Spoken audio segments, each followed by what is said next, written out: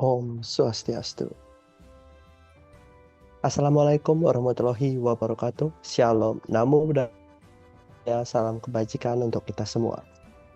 Hari ini saya akan menerangkan materi dari tugas mata kuliah Kewarganegaraan Veteriner, yakni tentang kasus pemberian antibiotik pada hewan secara sembarangan.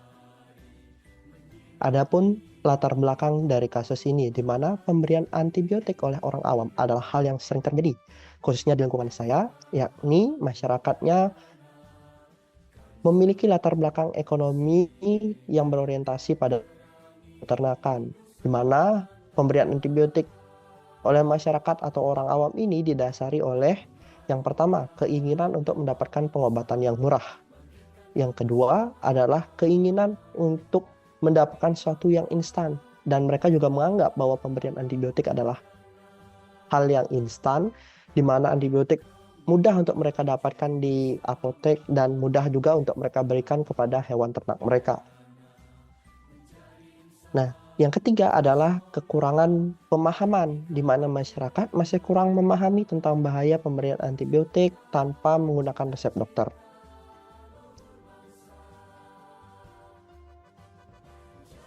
Adapun kasus yang terjadi di lingkungan saya adalah masyarakat sering memberikan antibiotik kepada hewan ternak yang mereka miliki, baik sebagai pengobatan maupun sebagai pendorong pertumbuhan atau antibiotik growth promoter. Nah, setelah diidentifikasi, kasus ini memiliki keterkaitan dengan materi kelima, yakni NKRI dan peran veteriner dalam menjaga ketahanan pangan nasional. Kasus ini sendiri dapat mengganggu ketahanan pangan, khususnya dalam aspek pangan yang aman dan sehat untuk dikonsumsi oleh masyarakat. Kasus ini juga dapat menimbulkan penyebaran penyakit zoonosis yang resisten terhadap antibiotik itu sendiri. Serta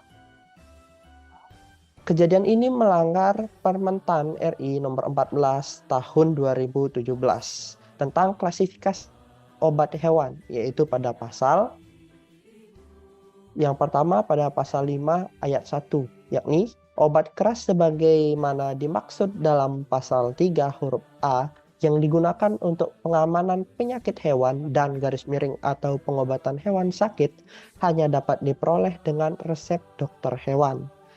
Dan ayat 2 menyatakan bahwa pemakaian obat keras wajib dilakukan oleh dokter hewan atau tenaga kesehatan hewan di bawah pengawasan dokter hewan. Nah, adapun daftar obat keras adalah sebut yang pertama itu adalah golongan antibakteri, yang kedua ada golongan antimikrobakterium, dan yang terakhir adalah golongan antifungal.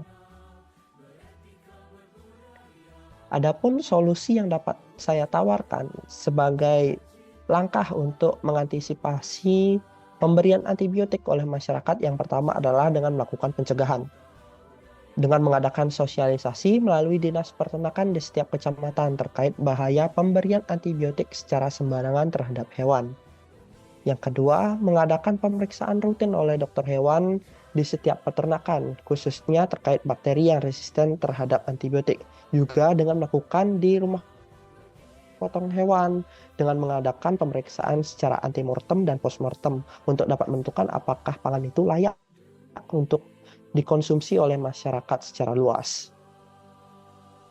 Dan yang terakhir dengan memberikan edukasi hukum kepada peternak di setiap banjar yang ada di Bali tentang peraturan terkait pemberian obat hewan, khususnya obat keras seperti antibiotik. Nah, adapun alternatif dari pengobatan menggunakan antibiotik yang dapat saya tawarkan adalah dengan menggunakan obat herbal dan probiotik alami untuk pengobatan yang terjangkau maupun sebagai pendorong pertumbuhan hewan ternak. Dan yang terakhir adalah mengutamakan komposisi nutrisi untuk mendorong pertumbuhan hewan ternak, bukan menggunakan antibiotik sebagai growth promoter. Nah, sampailah pada kesimpulan di mana pemberian antibiotik secara sembarangan oleh masyarakat awam, hal tersebut dilatar belakangi oleh keinginan untuk mendapat pengobatan yang murah dan instan, serta karena ketidaktahuan yang mereka miliki Adapun solusi seperti pencegahan melalui pemeriksaan rutin di peternakan oleh dokter hewan, pemberian edukasi kepada masyarakat, serta dengan menawarkan alternatif yang sesuai dan aman, diharapkan dapat mengatasi dan menyelesaikan permasalahan ini.